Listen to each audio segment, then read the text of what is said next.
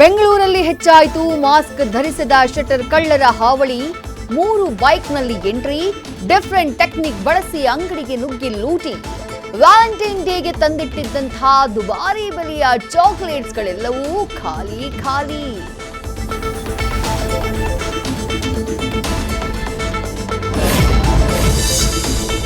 ಕೊಲೆ ಕಳ್ತನ ಅಲ್ಲ, ಠಾಣೆ ಮೆಟ್ಲೇರ್ಬಿಡ್ತು ಬೆಕ್ಕಿನ ಕಹಾನಿ.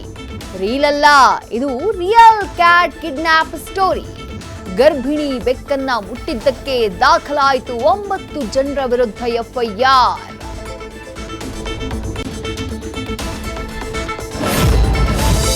ಸೋಮವಾರದಿಂದ ಮೆಟ್ರೋ ದರ ಏರಿಕೆಯಾಗಲ್ಲ, ತಾತ್ಕಾಲಿಕ ರಿಲೀಫ್.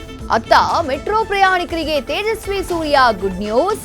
ಇತ್ತ ಕೇಂದ್ರದಿಂದ ಯಾವುದೇ ಮಾಹಿತಿ ಬಂದಿಲ್ಲ ಅಂತೂ ಬಿಎಂಆರ್ಸಿಎಲ್.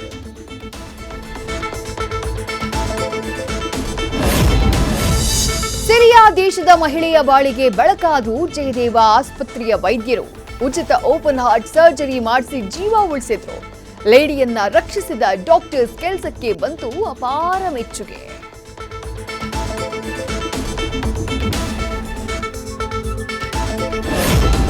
ನಿರ್ಮಾಪಕ ಕನಕಪುರ ಶ್ರೀನಿವಾಸ್ ವಿರುದ್ಧ ಜೋಗಿ ಪ್ರೇಮ್ ಗರಂ. ಫಿಲ್ಮ್ ಚೇಂಬರ್ಗೆ ಆಗಮಿಸಿ ದೂರು ಕೊಟ್ಟ ಡೈರೆಕ್ಟರ್.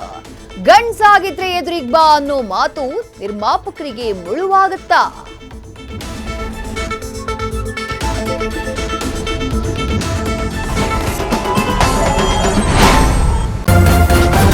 ನ್ಯೂಸ್ ಫಸ್ಟ್, ನಿರ್ಭೀತಿಯಿಂದ ನಿಮ್ಮ ಪರವಾಗಿ.